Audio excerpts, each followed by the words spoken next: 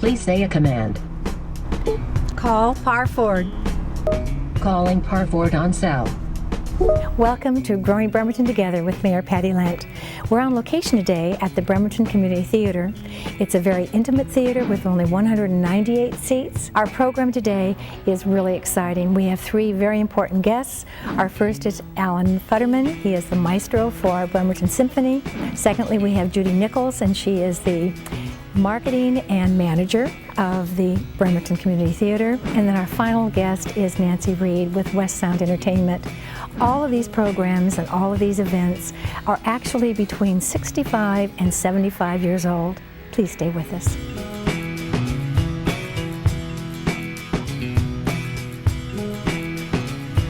Growing Bremerton Together is made possible by the Par Auto Group, the largest dealer on the Olympic Peninsula.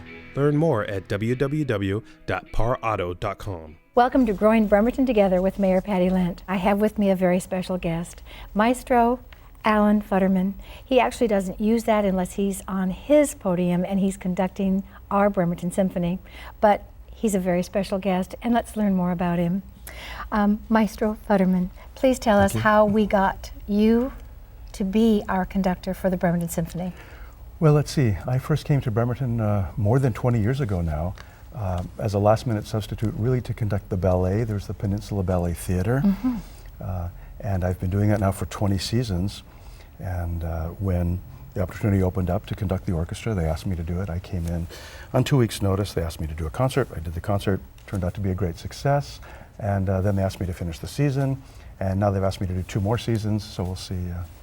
Well, it's been remarkable. And this, speaking of seasons, this is our 69th season, and it actually is a very romantic type of music. Tell us a little bit about this season.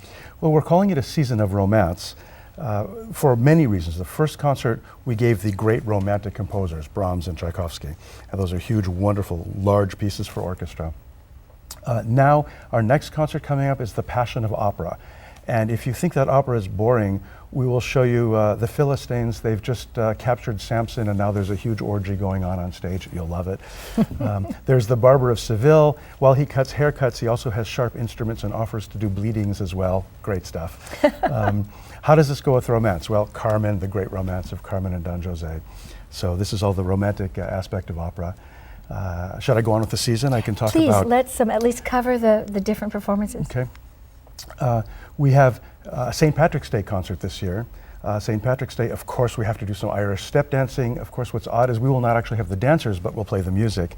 We also do Romanian dances, Japanese dances, Hungarian dances, Czech dances, Slavonic dances, so very interesting things. And finally, we will end the season with what's called Paris au printemps, or Paris in the spring, obviously romance is in the air, the great Franck D minor symphony, and also some French Rococo music, that which you might have heard in France 200 years ago during the springtime. The delight that I shared was you have such an intimate relationship with the audience as well as with the musicians, and being performed at Bremerton's Performing Arts Center.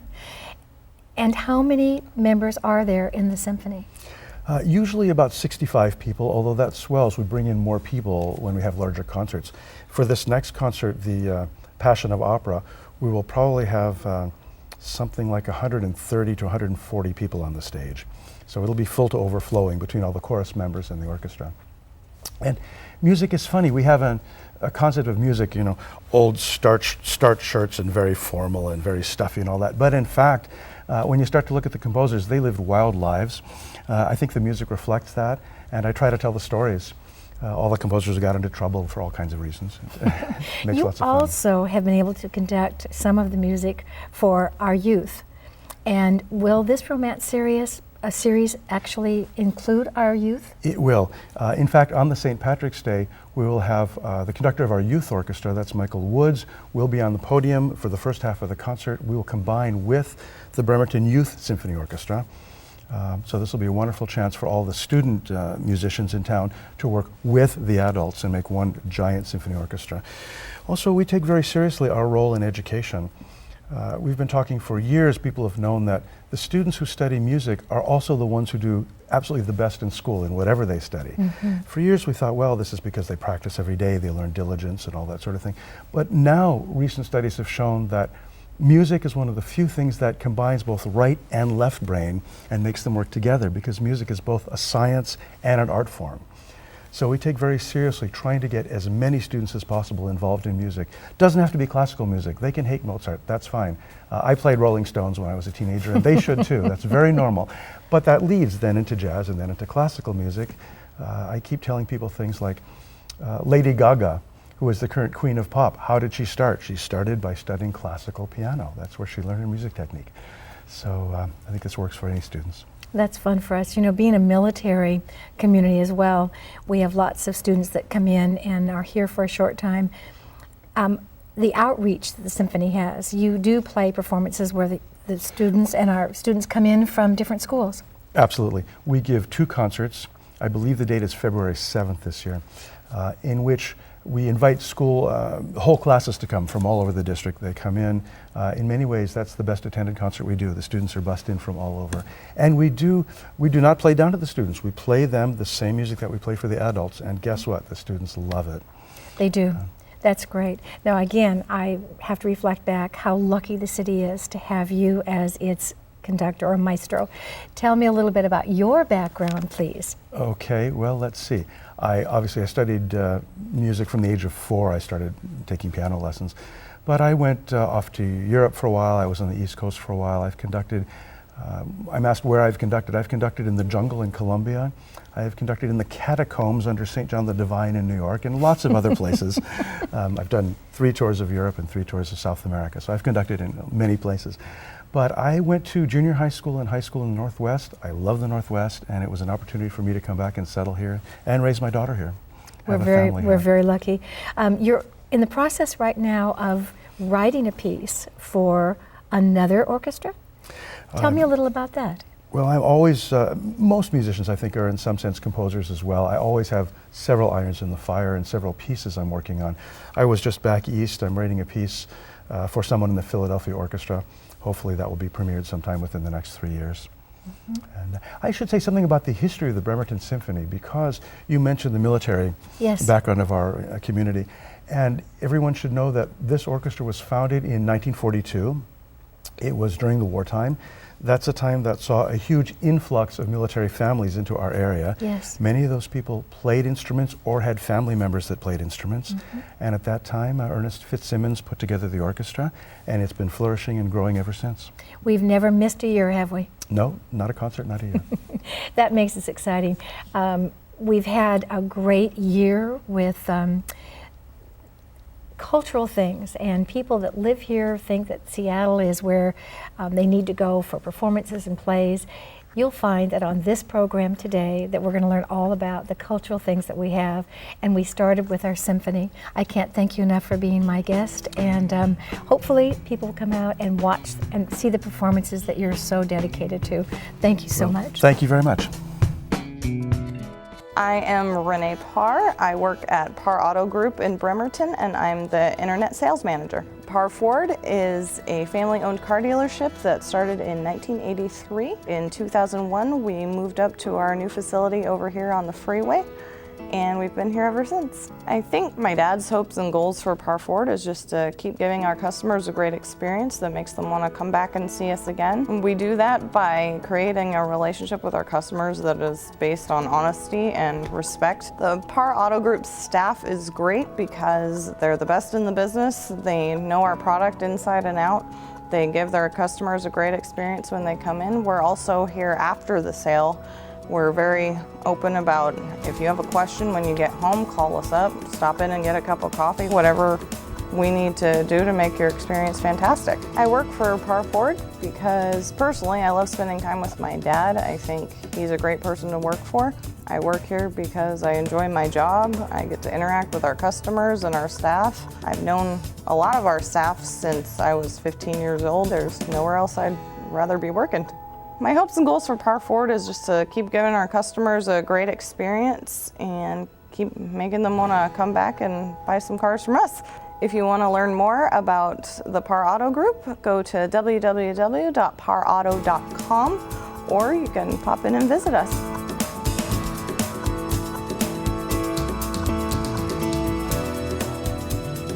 Welcome to Growing Bremerton Together with Mayor Patty Lent. We're on location today at the Bremerton Community Theater, and I have a special guest with me, Judy Nichols. Currently, she is the managing chair and Business manager and marketing chair. Exactly. Thank you, Judy. Thank you. I want to learn a little more about you and also about the history of the community theater. It's got a long history. Yes. How did you land here? How did I land here? Well, I'd always done theater before I got here in California. And when I moved to town, I did one show out in Port Orchard and then didn't do things for a while. And showed up on the doorstep one day and they took me in because it's one big happy family. So I've been doing shows here for about 8 years in the acting, directing, producing capacity. So I've pretty much done it all on the stage. Like you said, I am the business manager right now, which is a rather recent development, and the marketing chair. So we want to make sure everybody in the world knows about our theater. We've been here for 67 years. 67 continuous years. And that's the exciting part, is that no breaks at all in the different performances. And it's local talent. Indeed it is. Sometimes a little extra local. In fact, we're doing a show right now, and one of the lead character is from Port Townsend. And so I've done shows in Port Townsend, now he's doing shows here. So it's an extended community. That's great. Since we're on the stage of the theater, what's our background? You are looking at the little village of Anatevka, the background for our current show, Fiddler on the Roof. Now playing, probably sold out by this time, and we're very happy to have added a performance. I hope everyone either got to see it or has tickets to come see it. And you have a pretty strenuous, or at least a busy schedule ahead of us for season ticket holders, or if you buy a ticket at a time. What other shows do you have coming forward? Well, coming forward on the main stage, we have our children's show this Christmas, A Christmas Peter Pan, which is a little show with music by children, for children and adults. Then next season, or next year in 2012, we have Black Comedy. Curtains, a musical murder mystery by Candor and Ebb, the same people that brought us Chicago and Cabaret. And then to finish off the year's season, we have a drama called The Rabbit Hole, which was just recently made into a movie with Nicole Kidman. It's a very gripping drama and heartwarming and uplifting at the same time. So I hope everyone gets to see the entire season.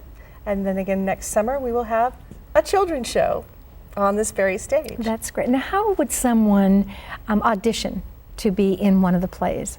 Well, our website is always fraught with information about what's going on and what's coming up. So if you were to go to bremertoncommunitytheater.org and look up on the audition page, you would see all sorts of upcoming things. We put it in the paper, we put it on BCAT.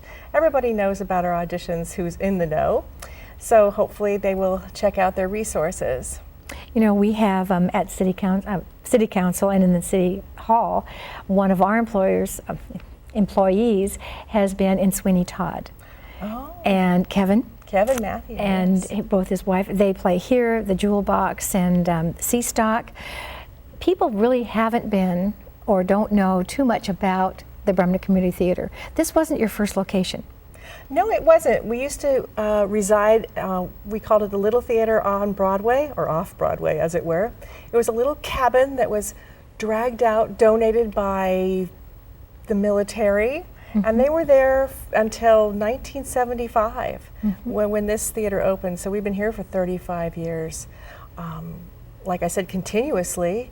One of our board members, our member emeritus, Robert Montgomery, who will be turning 90 next year, has been a very active participant and historian and actor and director and producer and every other position the theater has. So we're very proud to have him on board, and he's vital and going strong and still doing his business, Bremerton Office Machines, little plug there. He's a wonderful human being, and without his vision, this theater that we're in today would not have been built. And what people may not know, our citizens and residents, is that the city of Bremerton actually owns this building. Yes. But all of the maintenance, all the caretaking, the sets and everything that takes place is all done through your company and through your committees that you have that are volunteers, I believe. And all of us are volunteers. We all hopefully have day jobs. and then we sleep a little bit, and then we spend the rest of our life here. You know, the talent that Bremerton has is amazing because we just were with Maestro Futterman from the Symphony, and again, the same thing as local talent. People do not have to go across the water to Seattle to really have an enjoyable evening and share all the cultural things that we have here. It's, I think per capita, we have more theaters per capita in Kitsap County than I believe anywhere else in the country. And I'd like somebody to check that out on Google for me. But I believe that's a true statement. That's pretty exciting. It helps with our students. We've got special things and drama classes, production, and even the sets. So from every age, people get involved in the theater. We have children 6 to 17 in our children's productions, and we even have children in our adults' productions if that's called for. In fact, we have our new theater, the Robert B. Stewart Performance Hall, at which you presided over the opening ceremonies. Thank you very much. And with this new theater, we will be able to expand our offerings to a more smaller shows, intimate shows, perhaps a naughty show, who knows. But there'll be children's shows in there next spring. We're going to have an adult readers theater. Linda Jensen will be producing that, directing that. And 2 one-acts also in the spring, something called Crosspatch and another called Blind Date. So we're utilizing the facility. We're putting some finishing touches on it right now. The shell is done, and we're going to get the lights in there and the seating and flooring, and so it's going to be a really nice black box theater for everyone. And when you talk about black box, that's actually true. I was at the groundbreaking, also at the grand opening, and it couldn't have been done without, again, donations and one marvelous person that has passed. We had his memorial at City Hall, in fact, but that was Robert B. Stewart, and he was very involved in our community. There's lots to see and do at the community theater and the new black box. So I thank you for being my guest. It's been great learning more about the community theater and about you, Judy. Thank you so much.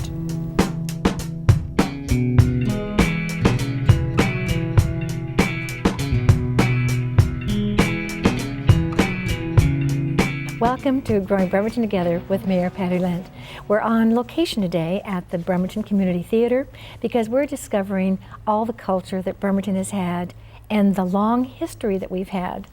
I have a very special guest with me today. It's Nancy Reid. She happens to be the concert chair for Westsound Entertainment, and I'm just learning that this is the oldest cultural performing entertainment group that the city has had. So let's learn more about it.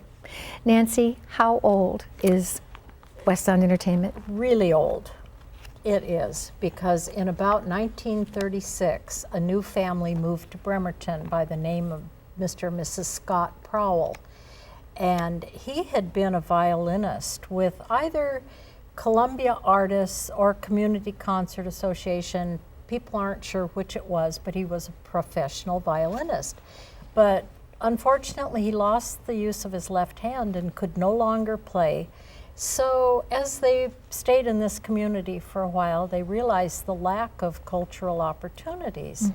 So he and his wife, they were both very active in the community. They'd opened a piano store on Rainier and 6th.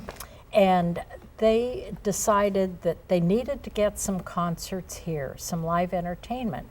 So they invited a bunch of friends to gather with them, and they served them tea and whatever and coffee, I don't know what else. But they had them come in, and after they'd entertained them royally, they told them what this was all about. And they told them that if they would like to help get live entertainment here in Bremerton, they could join the Community Concert Association, which it's been operating for probably 100 years or more.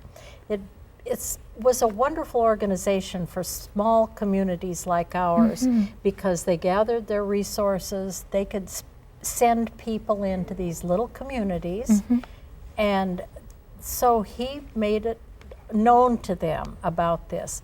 So they developed some worker systems, which is our organization works on that today. We still have workers, and they got together trying to get their friends to join, and they wanted subscriptions because you'd buy the whole season, which is still our present day concept, is to buy a season. And at that time in 1936, they didn't get quite enough people signed up, so they had to refund the money. That didn't deter them at all. That just made them work harder next year. And so by 1937 and 38, they started having their concerts. And they kept the ticket prices low, all volunteer organization, totally volunteer except for the paid musicians. And they started out with the huge price tag of $6 for a membership for this season. And a lot of people thought that was pretty high. But you know, you have to keep in mind that what was a car back in 37? Correct. Maybe $1,200 at the very most, probably less. Houses weren't much more than 3,000. No, they weren't. No. But so these people stayed with it just loyally.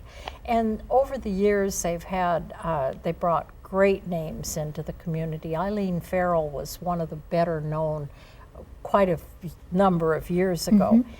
But we're still doing the same thing today. We have a worker system that helps us get members.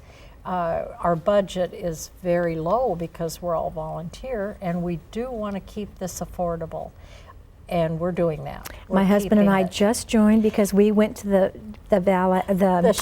Shanghai Acrobats. It was spectacular. We brought our grandson, and it was so good that we said we need to belong. So we were so pleased that you joined. It was great.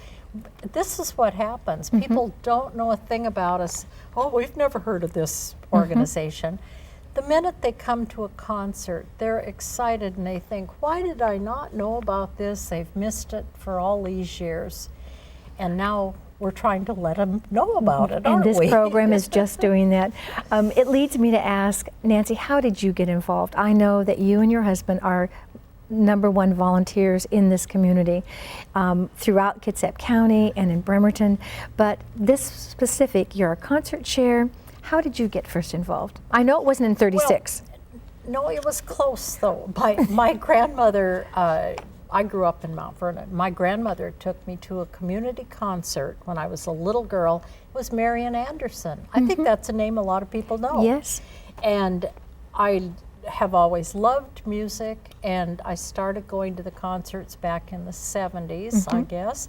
And somebody said, well, would you like to help? And I said, well, sure. You know, I thought I'll hand out programs at the door, some menial little task. That's how we lead them in, you know. That's right. Give them the hook and get them on. But I've just really enjoyed working with the organization. We've had some wonderful people over the years helping with this and keeping it going. It's a big responsibility because our organization is the owner of that grand piano that everybody uses. Yes. You know, that's quite an institution in itself. It is. We are trying to find out the history on that. I haven't been able to find out anything about that. So I'm hoping from this interview, maybe somebody will come forward and say, please help us. Right, We if anybody knows. How did we get this fantastic instrument signed by Hosea Turby, and it's just one of a kind. Every artist that has ever played that piano says it's one of the best they've ever played. But we don't even know how we got it. Well, then we'll have that, please. Okay, good. You have a busy season coming up, and I know, could you just give us a little touch about what other performances are going to be here? We do, and I'm hoping that we will scan this brochure because, as you know, what Patty said, we've had the Shanghai Acrobats, and we had them 10 years ago. We had to bring them back. People said, bring them back, bring them back. In January 26th, Billy Dean, a very well-known country singer, is coming. That'll be an evening concert, 7:30. Then in March, on the 18th, the music of John Denver is going to be here. And this fellow has played all over the country, and everyone that's heard him says they can't believe how much like John Denver he is. In looks, his voice, his mannerisms, and everything. How fun that will be. And it'll be great. You know, everybody loved the music of that man, and it was cut short, his career was cut short far too young. And so we'll hope to rekindle some interest It'll in be John fun. Denver. Is the April program your last for the season? Yes, it'll end the season. That's a violinist, pianist named Anita Chen, and she's also going to do a workshop for the school. So this is a great opportunity for the kids. As one of their teachers said, a lot of these students have never been to a live performance. Well, we will look forward So to that. Yes, we and will. again, we'll invite other musicians to this workshop. Well, we'll want to keep it going. Let's hope that the next generation will get younger people on the committees that will follow in your steps, Nancy. Well, we hope so. We keep trying to get more volunteers, more people interested in the running of these organizations. They don't just happen. They don't, and so we need So- mentors like you as well as the new breed. I can't thank you enough for being with me today, and please join us next time because we'll have more exciting things happening growing Bremerton together.